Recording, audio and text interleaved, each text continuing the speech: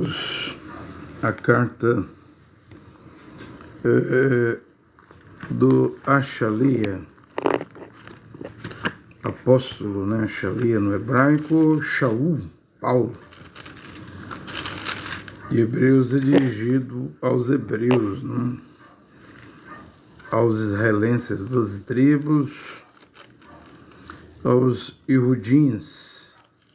Tem uma carta específica, uma epístola específica para os israelenses, né? Mas tem a carta aos Romanos, Coríntios, Gálatas, Efésios, Filipenses, Colossenses, Tessalonicenses, Timóteo, Tito, Filemon. São 13 epístolas, cartas para nós, os gentios, homens e mulheres das nações. E o versículo 4 diz: o matrimônio seja honrado por todos, e o leito conjugal sem mancha, porque Deus, Jeová, o Criador, julgará os fornicários e os adúlteros. Então está aqui esse texto, né, de Hebreus 13, versículo 4, e veja como Shaul, o apóstolo Paulo, chamava o casamento, né, de matrimônio, né? Então a vida conjugal é chamada de matrimônio, porém ele pede aqui, ordena, né, uma ordem, que o matrimônio seja honrado. Então só pessoas de honra, respeito, é que chegam a esse nível, né, de ter um matrimônio, porque o matrimônio é a virgindade da mulher. Ela não se relacionou sexualmente com ninguém, se guardou, preservou sua virgindade. E o matrimônio também é a virgindade, a pureza do homem, né? Ele não se relacionou sexualmente com nenhuma mulher, né? Preservou, guardou sua virgindade para que chegasse a esse nível de ter um dia um matrimônio. Muitos estão casados, eu não vejo o casamento. Pode que uma certidão de um juiz de paz, de um cartório, nomeie lá casamento, mas se faltar a virgindade da mulher e do homem, Deus não vê aquilo como casamento, matrimônio. E como é que Deus vê isso? Iacov, que você chama de Tiago, mas o nome é Iacov, né? Em Atos dos Apóstolos 15, 29, naquela reunião entre Shaul, Paulo e Barnabé e os 12 apóstolos para decidirem se os gentios iriam fazer, acho que é Brit Milá, né, a circuncisão, que é a cirurgia de fimose no genital do homem, né? Então, eles reuniram lá em Jerusalém, Atos 15, para tomar essa decisão. E aí, Kefa, que você chama de Pedro, diz que Cornélio, o centurião romano, recebeu o Ruach HaKodesh, o Espírito Santo, sem circuncidar, e pediu então para não impor tal carga às nações, aos homens, né? Das nações, né? Porém, finalizando aquela reunião, o Ruach HaKodesh usou o Iacov, que se chama de Tiago, e lá era o irmão de Adon, né? Adon no hebraico é Senhor, né? O grego é Kyrios, Senhor, o inglês é Lord, né? O português é Senhor, mas o hebraico chama Adon. Então, o irmão de Adon, Yehoshua HaMashiach, o Iacov, o Tiago, disse mais 4 coisas: não vamos cobrar, impor a circuncisão. mas os homens e mulheres das nações vão ter que evitar comer sangue.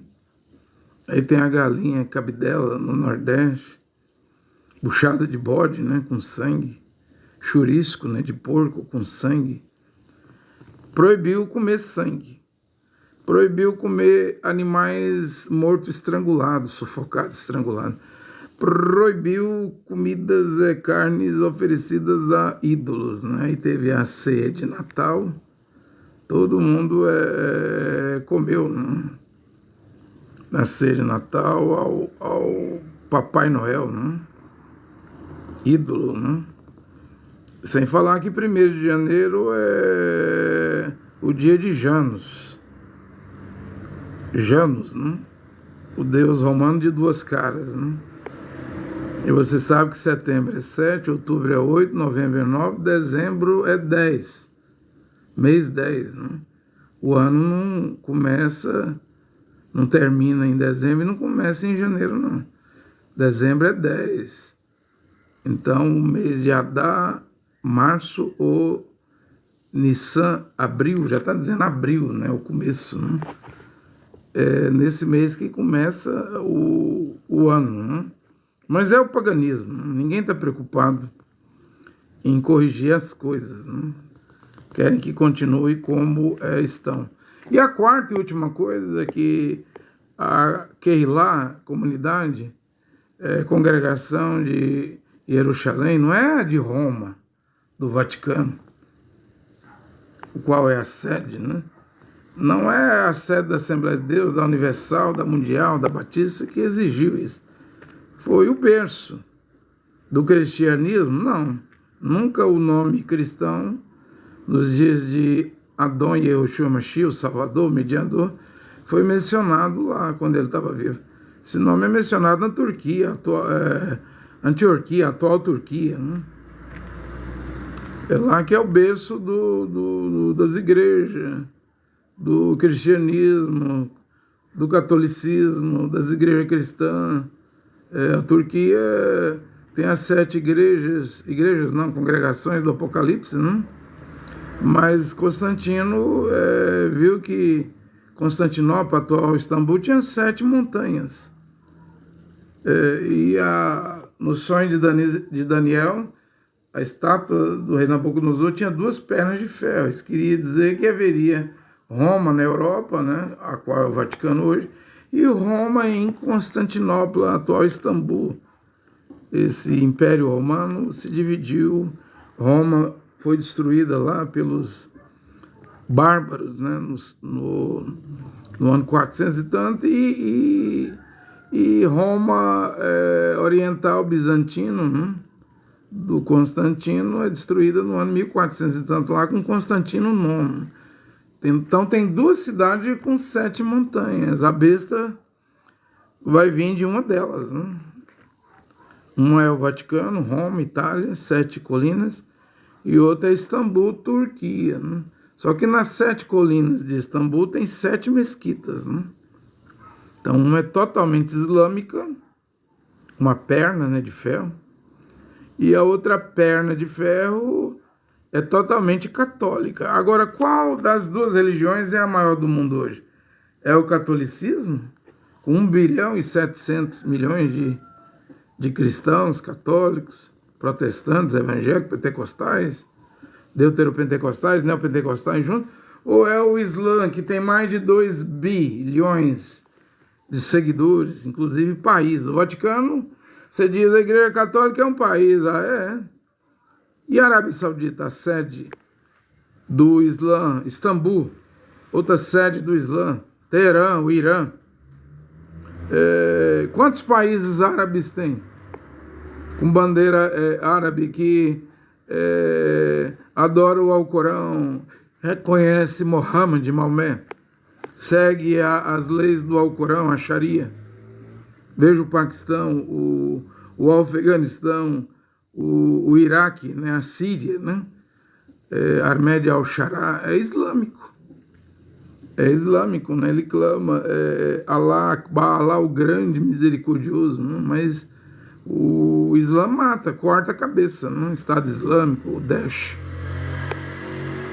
a Irmandade Muçulmana, né, as jihadis, né, eles querem uma guerra, uma jihad, uma guerra santa, né, contra os cristãos. Dessa vez não será como os sarracenos, né, na Península Ibérica, né?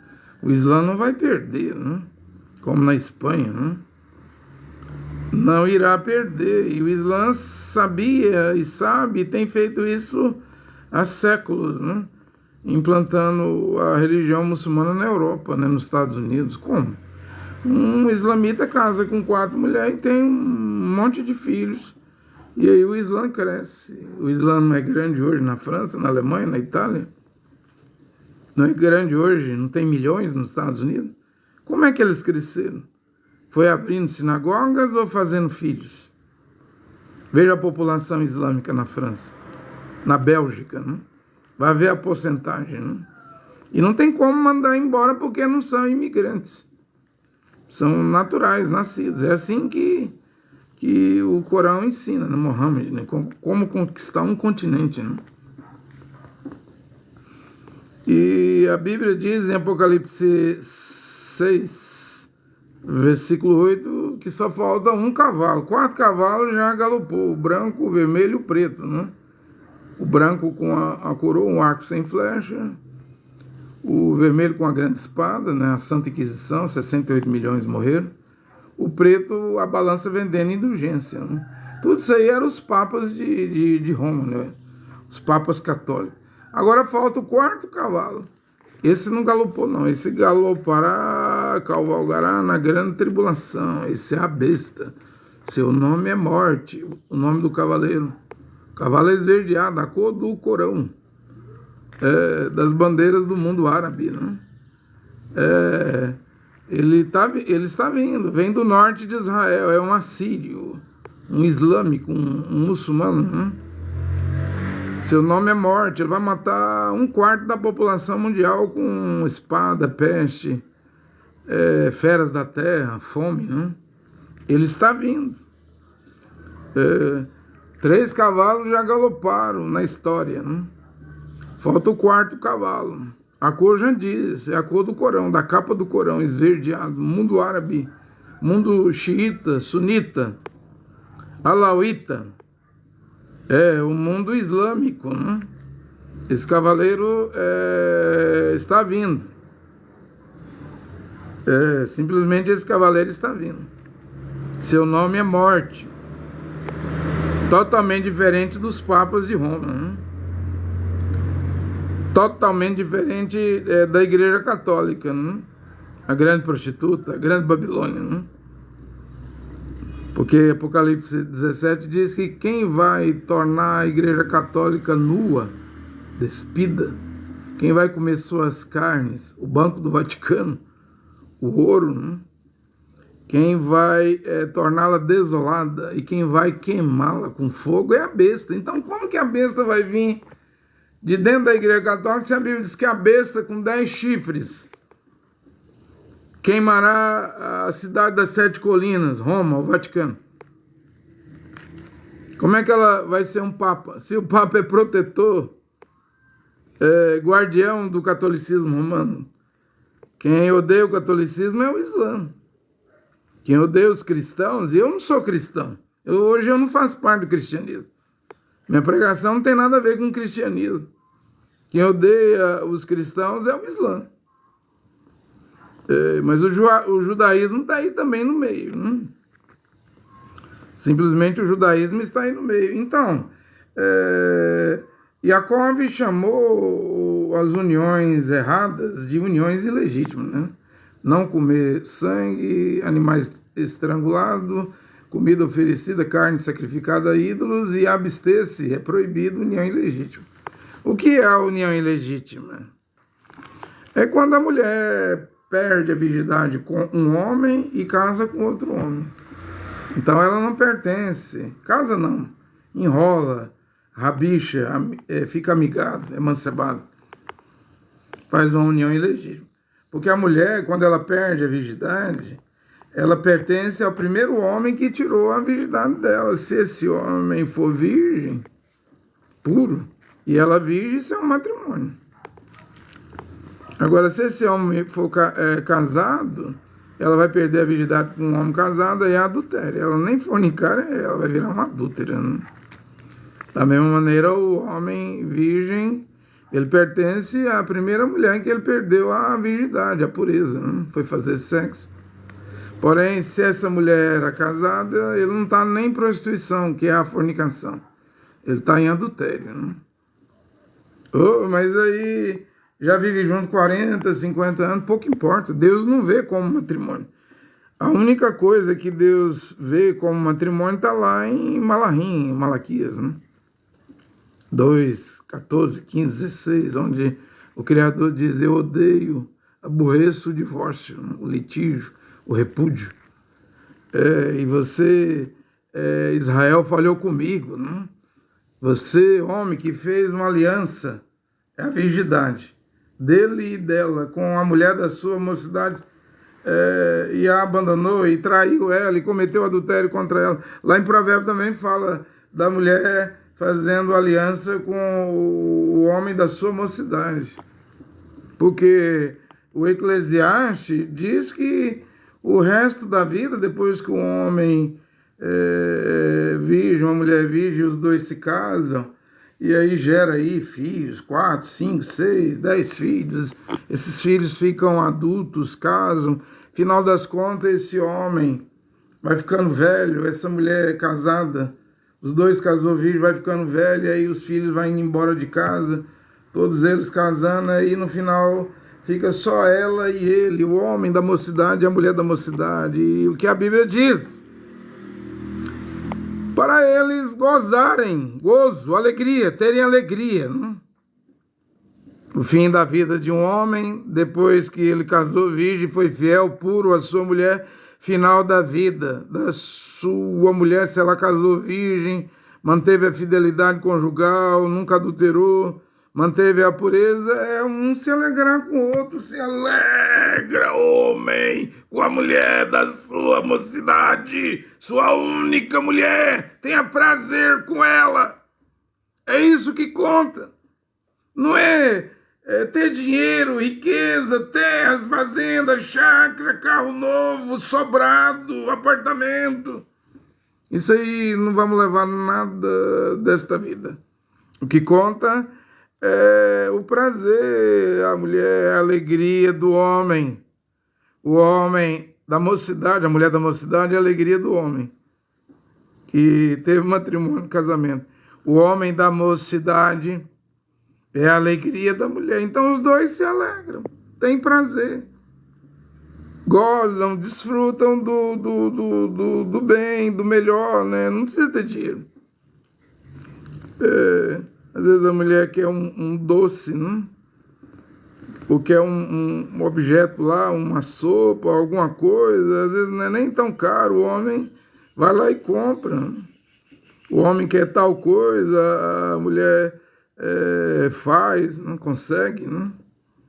E aí os dois vão se alegrando. Deixará o homem a casa do seu pai, da sua mãe, e se ligará, e é o sexo, a virgindade dos dois. Se unirá, se ligará um com o outro, isso aí até que a morte separe. Só a morte pode separar um verdadeiro casal que teve matrimônio. E os adúlteros, o Criador Jeová o julgará. E os fornicários, que vivem de prostituição, o Criador Jeová o julgará. E eu estou a dizer aqui, minha pregação é dura, né? É a palavra original, né? Se você morrer em adultério ou fornicação, sua alma vai ao inferno, ao Sheol, né, a hiena de fogo, e depois no trono branco sua alma vai para o lago de fogo, a segunda morte, né? É para lá que vai sua alma. Salomão disse em Provérbios, acho que é 14, 23, aquele que confessa e deixar o quê? O pecado, alcançará misericórdia, né? Mas como é que você vai deixar o pecado se as igrejas hoje permitem divórcio? Carta de divórcio, se Adão Yehoshua Mashiach, o filho do Criador, disse em Marcos 10 para o homem 10, versículo 11 para o homem, 10, versículo 12 para a mulher. Se o homem despedir, mandar embora sua mulher e casar com outra, comete adultério contra a primeira. Se a mulher mandar seu marido embora, casando com outro homem, Marcos capítulo 10, versículo 12, ela comete adultério contra seu marido. Acabou o divórcio com Yahushua Mashiach, o Salvador, o mediador, o filho de Jeová, que morreu na cruz do Calvário e ressuscitou ao terceiro dia, saiu do túmulo. Não tem divórcio. Tem lá em Matitial 19, versículo 9, se o homem casa, se junta com uma mulher e depois descobre lá que ela cometeu fornicação, pecado de sexo com outro homem antes do casamento, ele diz, então você pode mandar ela embora e casar com outro, exceto por esse motivo. Depois não tem mais motivo, não. Oi, se a mulher adulterar, eu posso casar de novo? A Bíblia não dá esse direito. Oi, se meu marido adulterar, eu posso casar de novo? A Bíblia não dá motivo, não dá esse direito. Paulo diz em Romanos 7, versículo 2 e 3, a mulher, todo o tempo que ela viver, ela está ligada ao seu marido. Se o marido morrer, ela está livre para casar com quem ela quiser, né? Mas vivo o marido, se ela abandona o marido e vai viver com outro homem, será chamado de adúltera. Mas nas igrejas hoje é chamado de pastora, bispa, diaconisa, missionária, né? As igrejas autorizam divórcio. Paulo não, Shaul não. Tendo o marido vivo, Romanos 7, versículo 3, e ela for viver com outro homem, será chamada de adúltera. Aí William Branham pregou que isso era só para a mulher, mas eu discordo de William Branham, embora eu veja ele como um profeta mensageiro. E por que você discorda de William Branham? Porque 1 Coríntios 7, versículo 10 e 11 diz assim, se a mulher se separar do seu marido, não te case uma segunda vez, mas reconcilia-te com teu marido. E o marido não repudia a mulher. Então não tem divórcio. Você acha que Paulo autorizou o marido casar? Não. Ele disse para o homem não repudiar. Se a mulher separar, ela está proibida de casar uma segunda vez. Se ela casar, vai ser chamada de adúltera. Ela deve cair em si mesma e reconciliar com o seu marido, né? E o marido não repudia, aguarda a mulher voltar, né? Ele não vai casar com outra mulher. Para casar com outra mulher, ele tem que ser viúvo. Para ela casar com outro homem, ela tem que ser viúva. Só a viuvez pode fazer isso. Está em Coríntios 7. Do contrário, você vai para a condição de adultério e de prostituição, fornicação, e adúlteros e fornicários não entrarão no reino de Deus. 1 Coríntios 6, versículo 9 e 10. E os imorais, os impúdicos, os depravados, adúlteros e fornicários não entrarão na cidade santa de Jerusalém celestial. Vai ficar do lado de fora. Quem ficará do lado de fora vai para o lago de fogo e enxofre, né? A segunda morte. Então é você que decide. Eu estou dizendo que Shaul escreveu aqui, respeitoso entre todos quem? Sejam anciões, velhos e velhas, homens e mulheres, velhos e velhas, seja adultos, homens e mulheres, seja jovens, homens e mulheres, seja adolescentes, 12 anos, 13 anos, já tem que saber que tem que respeitar o corpo, guardar a virgindade. Porque Coríntios 6 diz que o único pecado que o homem e a mulher cometem contra o seu corpo, e é uma mancha que não sai, é a fornicação.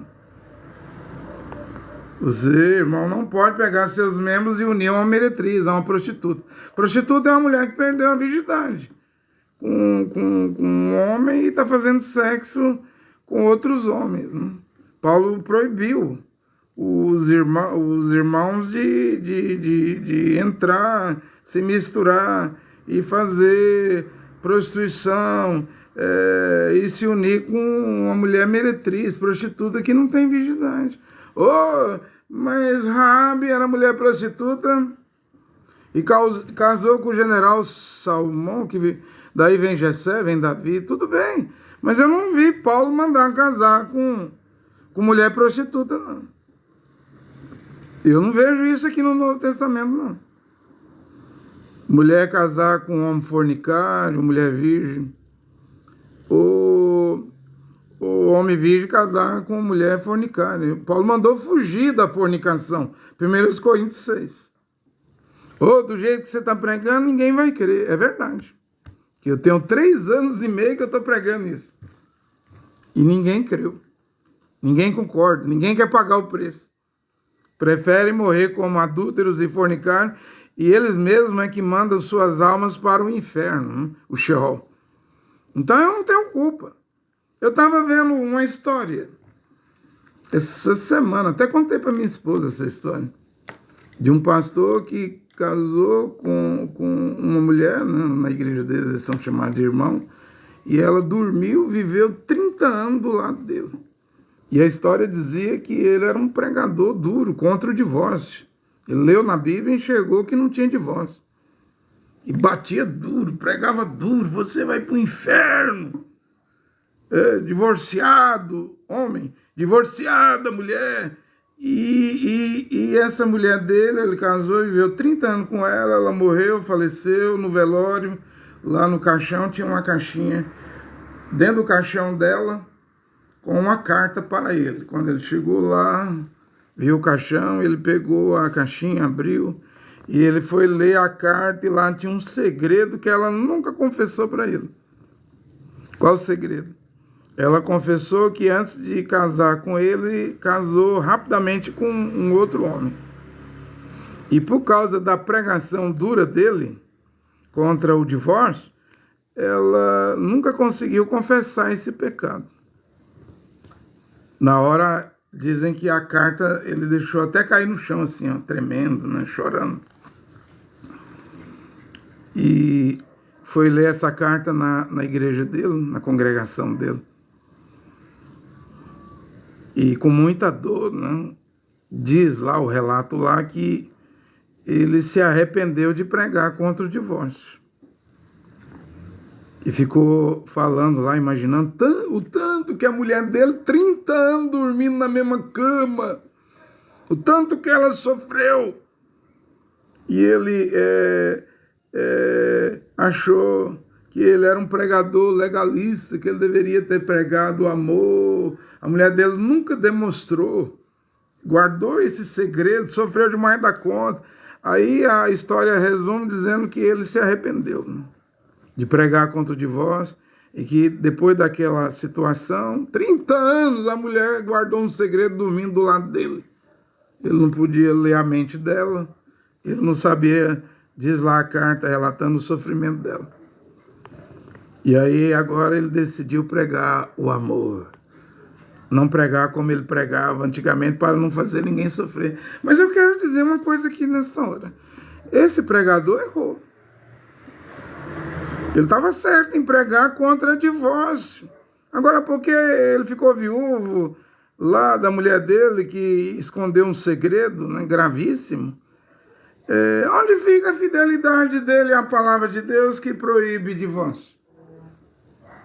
E que negócio é esse de mudar? Devemos ser fiéis ao marido, não a Deus? Devemos ser fiéis à esposa, não a Deus?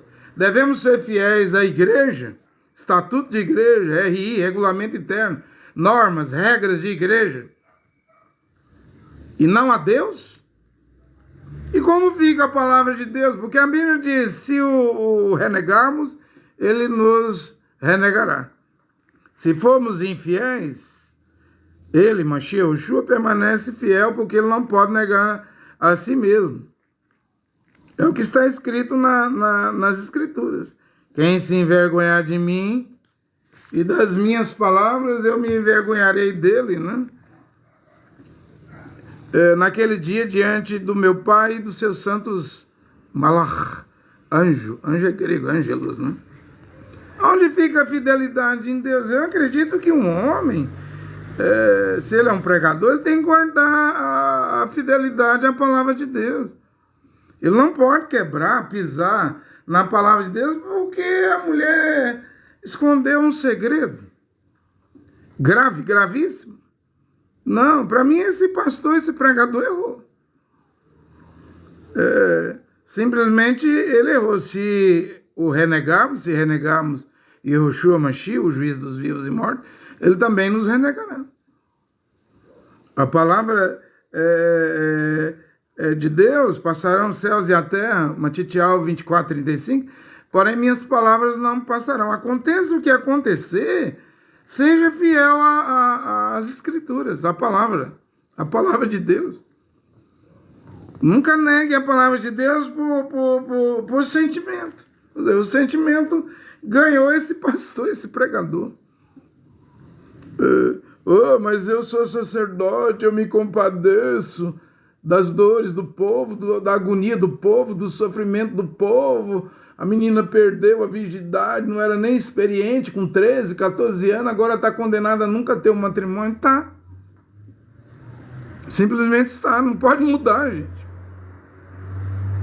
Quem foi inconsequente tem que arcar com a consequência que sacerdote, a Bíblia nem chama os obreiros aqui, colaboradores, os operários aqui na Brit Hadashah, Novo Testamento, de sacerdote, não somos levitas. Paulo chamava Tito, Timóteo, meus filhos, não? Colaboradores, operários, porque os levitas em Hebreus 7:5, eles podem estabelecer dízimo e receber dízimo de 11 tribos de Israel.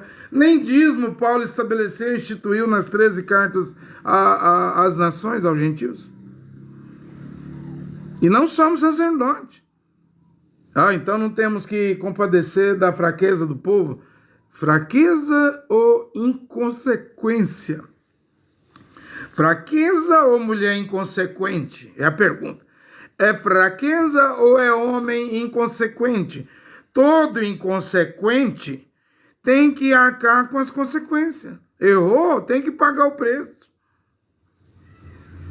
Aí fica essa teologia, essa filosofia, essa má interpretação. Não, eu sou sacerdote, eu tomo o lugar da irmãzinha lá da minha igreja que perdeu a virgindade, do irmãozinho, do jovem, ou da mulher que o marido traiu, ou do marido traído pela mulher. Eu dou carta de divórcio. Gente, quem podia dar carta de divórcio era o profeta Moshe, não? Dava por causa da dureza do coração. Mashiach diz, não foi assim no princípio. A partir de agora eu vos digo, se o homem mandar a mulher embora e casar com outra, ele comete adultério contra a primeira mulher. Se a mulher mandar o marido embora e casar com outro homem, ela comete adultério contra o seu marido. Bem, William Branham deu carta de divórcio em fevereiro de 1965, quando ele pregou o casamento e divórcio. Está casado 1, 2, 3 vezes, está feliz com sua mulher, nunca mais cometa isso. Ele deu o divórcio. Ele era um profeta. Moshe era profeta, deu divórcio. William Branham era profeta e deu divórcio. Mas Mashiach era o filho do Criador, Yehoshua, a Mashiach, e não deu divórcio. E eu estou aqui pregando a palavra de Yehoshua, a Mashiach, que voltou depois de 60 anos da morte do profeta William Branham. Eu estou aqui pregando, depois de 1 geração e meia, e não dou divórcio. A porta está fechada. E quem quiser entrar no céu vai ter que corrigir. Aquele que se arrepende, confessa e deixa o pecado de adultério, fornicação, pecado da carta de divórcio, alcançará misericórdia. Não temos muito tempo pela frente. O tempo é curto. Podemos estar a um fio do arrebatamento, da grande tribulação, da cólera do Cordeiro, da ira do Criador Jeová sobre a terra. Não vai demorar muito. Pregador André Luiz Nunes, você acha que o regime lá em Teherã está pegando fogo lá? O regime do Ayatollah Ali Khamenei vai cair? O regime xiita, islâmico, muçulmano? O povo lá quer democracia. O príncipe que diz ser descendente do rei Ciro, Reza Palé, está refugiado no Egito. Ele quer governar o Irã, a Pérsia. Você acha que vai cair? Donald Trump disse que nesses protestos lá por democracia, mudança de regime no Irã, em Teherã, se o Ayatollah Khamenei matar iranianos, ele vai intervir igual ele interviu na Venezuela. A Força Delta americana entrou lá com 150 aviões, explodiu, mandou mísseis, matou 80 a guarda de segurança do Maduro, a sangue frio, 80 homens e mulheres, soldados, né?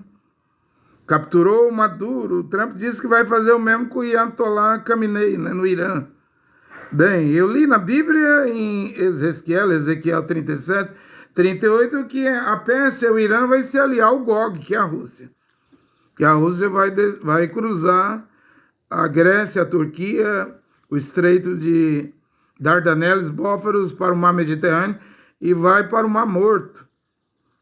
Mas a Líbia, Cuxi, Sudão, Etiópia, Eritreia, Somália ali, aquela região de Cuxi, a Pérsia, o Irã, vai acompanhar os russos, o Gog, né, na batalha, a qual Israel vai gastar 7 meses enterrando os cadáveres, 10 anos queimando as armas, não está escrito. E essa guerra não é o Armagedon, porque essa guerra é no leste do Mar Morto, no Vale do Oberim, o Vale dos Viajantes. O Armagedon é lá no norte de Israel, perto de Nazaré, o Vale do Megido, né? Megido, Armagedon. São duas guerras diferentes. Então, cairá a ditadura teocrática do Irã, que lá é a religião que manda, né? Eu não sei, mas se cair, iria demorar mais tempo para vir a guerra do Gog, né, ao leste do Mar Morto. Iria demorar mais tempo para vir a guerra do Armagedon. Quem garante que vai cair? Eu só vejo isso. Eu vejo que o Irã, a Pérsia e a Líbia, e Cuxi, Etiópia, Eritreia, Sudão, Somália vai se unir aos russos, né? É bíblico, leia Ezequiel 37, 38. Houve uma mudança em 1962, na crise dos mísseis cubanos, com Nikita Khrushchev, presidente da União Soviética, e John F. Kennedy, presidente dos Estados Unidos. Iria haver uma guerra nuclear ali. Algo parou essa guerra, né, de 62. Mas hoje nós estamos em 2025. 60 e tantos anos, né? Não sei se dessa vez Deus vai dar mais 60 anos para o mundo. Eu acho que não. Eu não vejo. Nada disso. Mesmo Donald Trump disse essa semana que nas eleições de meio de mandato, em novembro, para deputado, Senado, né, se os democratas ganhar, dessa vez ele diz que pode sofrer um impeachment, né, porque ele está governando os Estados Unidos e virou o xerife do mundo, o ditador do mundo. Ele não está governando usando o Congresso e o Senado, não. Que para invadir a Venezuela, atacar, fazer guerra, a Venezuela, levantar a espada contra a Venezuela, o Congresso americano, o Senado, tinha que aprovar. Ele nem consultou. E já está dizendo que o petróleo da Venezuela é dele, que é ele que governa a Venezuela hoje, no lugar do Maduro. Que ele quer 50 bilhões de barris de petróleo para os Estados Unidos, ele quer controlar o petróleo. A Venezuela tem as maiores reservas de petróleo do mundo, mas não derrubou o regime chavista. Ele tirou o líder, o ditador Maduro, né? O regime está lá. O Irã também é um regime. A Rússia é um regime. A China é outro regime. E hoje os Estados Unidos estão virando um regime militar. De democracia, que se dizia ser o defensor da democracia, está virando regime militar. O ICE, a polícia contra migrantes, está nas ruas. Não viu agora em Minnesota? Minnesota ontem, uma mulher branca americana, Renee Good, tomou 3 tiros, inclusive tiro na cabeça, né? A mulher não era nem migrante, americana. E os assessores do Trump dizendo que ela era uma terrorista, a mulher era uma observadora. E o policial que ela arrancou com um carro lá está hospitalizado. O policial que deu 3 tiros nela, na cabeça dela, o carro dela nem atingiu o policial. Quer dizer, o Donald Trump com os assessores dele faz narrativas erradas. Esse é o tempo onde um líder político faz narrativa mentirosa, fala, prega mentira e todo mundo é obrigado a engolir. Mas Trump lembra que George Floyd, aquele negro, que aquele policial branco colocou o joelho no pescoço dele e matou ele asfixiado, né, sem respiração. Aquilo ali começou a derrubar o Donald Trump lá em Minneapolis, né? Talvez já começou um movimento lá depois da morte dessa americana. Que aquilo ali que aquele soldado do ICE fez é pena de morte, né? Simplesmente é pena de morte. A mulher nem passou por cima do soldado. Por que levar 3 tiros na cabeça? O marido dela morreu, né, um tempo atrás, agora ela morre, ela tem 3 crianças, e quem vai criar essas crianças, né? Então, para Donald Trump é fácil mentir, criar uma narrativa errada, como Vladimir Putin também cria narrativa errada. A China já trabalha diferente, né? A China pensa 10 vezes antes de tomar uma ação, por exemplo. A China diz que vai tomar Taiwan. Agora, quantos anos a China está se preparando para tomar Taiwan? 30 anos. E disse que vai tomar em 2027, não é nem esse ano. Tem 30 anos que a China se prepara para tomar Taiwan. E disse que vai tomar, que não tem Estados Unidos, não tem ninguém que vai impedir. Agora, presta atenção, porque o mundo hoje está se resumindo em 3 cabeças. Donald Trump, americano, Vladimir Putin, Rússia, e Xi Jinping, China, né? Depois, ou o Trump terá que engolir o Putin e o Xi Jinping para virar o líder global, ou o Putin engolirá o Xi Jinping e o Trump, ou o Xi Jinping engolirá o Putin e o Trump. Porque o mundo está resumindo em 3 cabeças, mas tem uma 4ª cabeça que vai aparecer no Oriente Médio, ao norte de Israel, ou do Líbano, Síria ou Turquia, a besta, o chifre pequeno. O melhor profeta que posiciona de onde vem, você fala anticristo, eu falo antimachia, a besta, é o profeta Daniel. Daniel 8:9, ele diz que vem do norte de Israel. Então vai ser um islamita, um muçulmano. O povo do Corão, a maior religião da terra. Não é como diz esse pregador, vá pelo profeta Daniel, não vá por teologia, por grandes pregadores de igreja, não? Vá por Daniel. A visão foi dita a ele, o mensageiro, sua visão é para muitos dias à frente, é para os últimos dias, o fim dos tempos.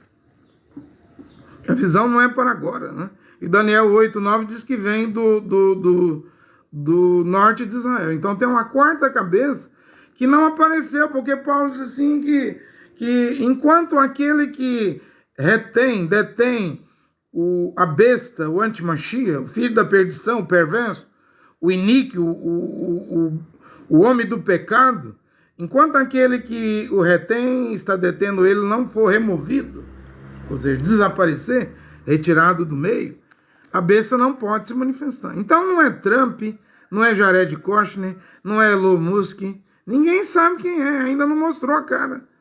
Para mostrar a cara, o Ruach Kodesh, o Espírito Santo, tem que ser retirado, tem que desaparecer. E quando o Espírito Santo, o Ruach Kodesh, for retirado, a noiva vai junto, a noiva da palavra original vai junto. O Espírito diz vem, a noiva diz vem, a noiva da palavra original. Porque o Ruach Kodesh não vai sair sozinho da terra. É nesta hora que Paulo diz, quando for removido, o Ruach Kodesh, então se manifestará o perverso, o iníquo, o filho da perdição, o homem do pecado. E o Ruach Kodesh ainda está na terra. Olha eu pregando a palavra dele aqui. Do Ruach Kodesh, do Espírito Santo. A verdadeira palavra está sendo pregada aqui agora. E é dura. E não pede dinheiro. Não dá pix. Não prega dízimo. É proibido. Dízimo é só para os levitas. Uma das 12 tribos de Israel. Essa aqui é a palavra original. É a palavra original. Eu volto ao texto aqui, Hebreus 13, versículo 4. O matrimônio seja honrado por todos. O leito conjugal sem mancha, a cama do casal sem mancha. Você diz, eu adulterei, mas eu jogo gasolina, álcool na cama, no colchão, no travesseiro, nos lençóis. Eu compro outra cama, outro travesseiro, outro lençol, outro colchão. Aí meu leito fica limpo. Não, porque quem pratica pecados de sexo peca contra o seu próprio corpo. Como é que você vai arrancar essa mancha no seu corpo? Nem sangue de Jesus Cristo das igrejas, que boa, detergente, desinfetante, limpa isso aí. A melhor coisa a fazer é nunca cometer adultério, nunca prostituir, embora eu acredite que o sangue de Yeshua Mashiach pode lavar. Isso se você arrepender, confessar, deixar, aí o sangue vai lavar. E esse deixar é colocar em ordem sua vida. É colocar, como Mashiach falou para aquela mulher em adultério, lá em Roanã 8, quarto evangelho, 8:11, vá e a partir de agora não peques mais. É claro que ela não podia mais voltar para o marido, a lei mandava matar. A mulher adúltera, o homem adúltero. Você sabia disso? Você não respeita seu corpo, homem, mulher, você não respeita seu corpo, mulher. Mas a Bíblia manda respeitar. É o templo, o Beit HaMikdash, o templo do Criador, o templo de Deus, né? Ainda tem gente que diz assim, eu posso fumar cigarro porque a Bíblia não prega, não fala contra cigarro. Eu posso usar cocaína, maconha, drogas, porque a Bíblia não fala contra droga. Não fala? Não fala? A Bíblia diz assim, aquele que destrói seu corpo, Deus, o Criador Jeová, o destruirá. Me diga se droga, cigarro, uísque, vodka, conhaque, cachaça, pinga, prostituição, adultério. Me diga se isso não destrói seu corpo. Não precisa falar contra cigarro, droga, só dizer que você não deve destruir seu corpo com substâncias, não? Tais alimentos, né? Com prostituição, que é o corpo, buscando prazer efêmero, passageiro. Adultério é o corpo, buscando um prazer efêmero, passageiro. Quanto que a Bíblia diz, honrado seja o matrimônio. Você sabe como que a coisa funcionava no Antigo Testamento? Você já leu o Antigo Testamento?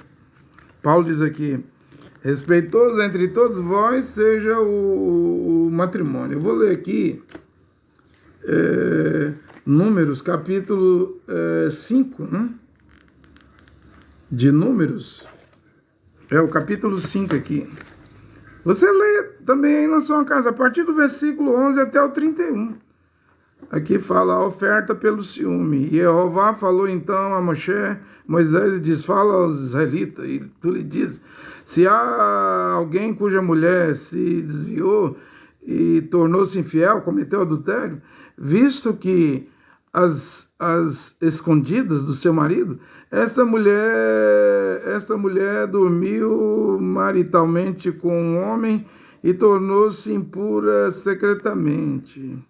Você sabe que uma mulher ela tem um marido e vai ser infiel, e vai fazer relações sexuais, carne e sangue, e os espermatozoides, o sêmen, daquele homem que não é o seu marido, vai entrar nessa mulher de outro homem, né?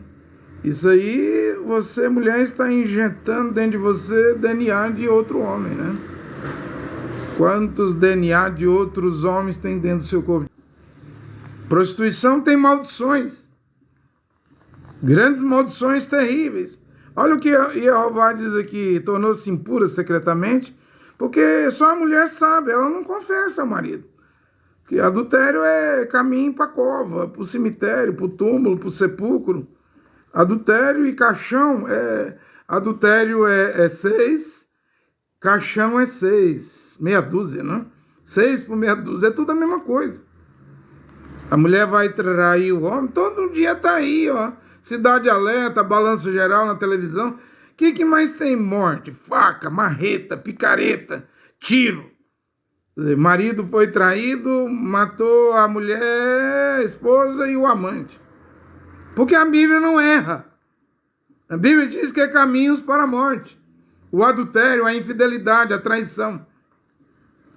E aqui vemos na Bíblia, no Velho Testamento, na Torá, que era pena de morte para a mulher que adulterou e o homem que adulterou. Tinha que morrer lapidado, apedrejado. E Deus criou um meio aqui para descobrir se a mulher cometeu adultério secretamente, se ela está com DNA de outro homem. Vai valer a pena adulterar, se manchar? Sem que haja testemunho contra ela e sem que tenha sido surpreendida no ato. Eu vou ler esse texto aqui. É importante. Como era tratado a infidelidade. Contudo, se um espírito de ciúme, porque o homem sente, ele não sabe o que a mulher fez, o que ela está pensando, mas o espírito dele ali, ele é espírito, alma e corpo, a mulher é espírito, alma e corpo, vai dar um choque, né? Além do mais, ela vai carregar o DNA de outro homem, né? A traição dentro do corpo dela. Ela vai mostrar comportamentos. Muitas vão se suicidar. Vai dar crise de nervosismo porque cometeu adultério. Vai quebrar a geladeira, quebrar os pratos, quebrar o fogão, quebrar as mesas, quebrar a cama. O marido não vai entender. Vai dar problemas psicológicos, vai dar umas neuras, né? A mulher vai ficar neurótica. E os demônios que vai viver dentro dessa mulher? Porque o adultério abre a porta para os demônios entrar dentro do corpo dela. E aí não entra só um demônio, surge doença. Um divórcio, por exemplo, é traumático. Quem mais sente o divórcio é uma criança de 2 anos, 3 anos, 7 anos. Tem criança que dá câncer, né? E a mulher entra em depressão também, adquire câncer. Tem toda uma maldição, uma consequência para o pecado da traição, da infidelidade. Você ainda vai fazer isso, mulher? E você está fazendo isso? A mulher vai dizer, não, eu já morri. Eu não estou mais viva, não, eu estou morta. Minha alma já morreu, meu espírito já morreu, só não morreu o meu corpo. E eu entrego meu corpo ao adultério. Tem esperança? Tem, mas vai ter que arrepender, confessar, deixar esse pecado e colocar a vida em ordem. Porque uma das consequências é que destruiu a aliança, o matrimônio. Não tem como um homem viver com uma mulher adúltera e uma mulher viver com um homem adúltero, gente. Quebrou a aliança, está lá em Malaquias 2, 14, 15, 16. Deus mesmo diz, e Jeová mesmo diz, quebraste a aliança. Não é a aliança no dedo. Uma aliança no dedo esquerdo aqui te faz virar um Saturno, uma Saturnina. Na aliança é a fidelidade, é a virgindade. Não precisa usar aliança no dedo. Eu não uso. Então, Deus vai dizendo como proceder aqui com o espírito de ciúme, se a mulher... você não tem prova, mas quer saber, quem vivia no Antigo Testamento, se ela traiu ou não. Então está aqui todo o procedimento aqui que Deus criou, né? Sacerdote, versículo 16, estou saltando. Fará aproximar a mulher e colocará diante de Jeová. Em seguida tomará água santa em um vaso de barro, tendo tomado do pó do templo lá, do tabernáculo, da habitação, né? Onde havia sacrifício, e o aspergirá sobre a água. Ora, pegava água santa, pura, pó do tabernáculo lá, do templo, onde fazia o sacrifício, e apresentará a mulher diante de Jeová, soltará a sua cabeleira, colocará nas suas mãos a oblação comemorativa, isto é, a oblação de ciúme, e nas mãos do sacerdote estarão a água amarga e da maldição. A seguir, o sacerdote fará a mulher jurar e lhe dirá: se não é verdade que algum homem se deitou contigo e que te desviaste e que te tornasse impura, enquanto sob domínio do teu marido, que estas águas amargas e de maldição te seja inofensiva, Porém, se é verdade que desviaste enquanto sob o poder do teu marido, e que te tornasse impura, e que outro homem que não é o teu marido participou do teu leito, deitou na cama com outro homem, o sacerdote fará aqui a mulher prestar o juramento imprecatório e lhe dirá que Jeová te faça no teu povo objeto de imprecação e maldição, fazendo-te murchar o teu sexo. Ou seja, veja aqui as consequências, se ela pecou. Fazendo murchar o teu sexo e inchar o teu ventre. A barriga da mulher incharia na hora, ao beber aquela água amarga. Que estas águas de maldição penetrem nas tuas entranhas, e a fim de que o teu ventre se incha, seu abdômen, a barriga inchava, e o teu sexo murche. E a mulher responderá amém e amém. Então, era o teste para saber se a mulher tinha cometido adultério ou não. Teste das águas amargas, né? Número 5, versículo 11 e 31. Já pensou se tivesse esse teste hoje? Esse tanto de novela, filmes hollywoodianos, pornografia, filmes pornográficos, vídeos pornográficos, fotos pornográficas, vídeos íntimos aí na internet, levando as pessoas a cometer prostituição, adultério. Já pensou se tivesse esse teste hoje? Para as mulheres, não? Que se dizem casadas, não? A qual o marido sai para viajar, trabalhar, e ela vai trair.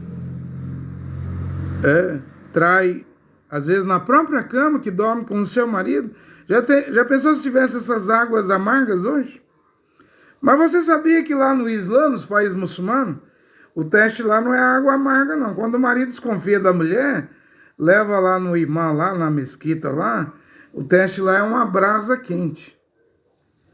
Eu estou desconfiado que minha mulher adulterou. Aí traga ela aqui. Aí eles colocam uma brasa quente mesmo na língua dela. Se não queimar a língua, aí ela está inocente. Se queimar a língua, ela é adúltera. Tem vídeos aí para você ver se eu estou mentindo ou não. O Islã faz isso lá, as mesquitas. O Alá do Islã, o Deus do Islã, exige isso. E muitas mulheres morrem. Agora, com Paulo, qual é o teste para saber se a mulher adulterou, traiu, foi infiel? Qual é o teste? Porque aqui na Brit Hadashah, Paulo não faz igual o Islã. Não mandou colocar a brasa quente na língua da mulher. E também Paulo não aplicou essa mitzvah aqui, mandamento da Torá, dos 613 mandamentos das águas amargas. E qual é o teste aqui? Bem, eu penso que o teste aqui é o tempo, né? O tempo dirá se esse homem adulterou ou não. As consequências, né? Pode vir doenças, enfermidades. O tempo dirá se essa mulher adulterou ou não. Virá doenças e enfermidades. Também Mashiach e Yoshua, Adon, né? Disse que nada do que está oculto permanecerá oculto, né? Que você fez nas escondidas, homem e mulher, vai subir nos telhados. Não vimos aqui em Goiânia, aqui, o caso do pastor Joaquim, do Tabernáculo da Fé aqui, que prega a mensagem de William Branham. O tanto de mulher que foi na TV Anguera, SBT, Globo, as mídias, jornais, testemunhar de abuso sexual. Ou seja, ele conseguiu esconder, mas na época do Covid, ele morreu de Covid. Veja que a palavra de Yoshua Mashiach se cumpre, né? Tudo que você fez no escuro, às escondidas, vai subir ao telhado, todo mundo vai ver.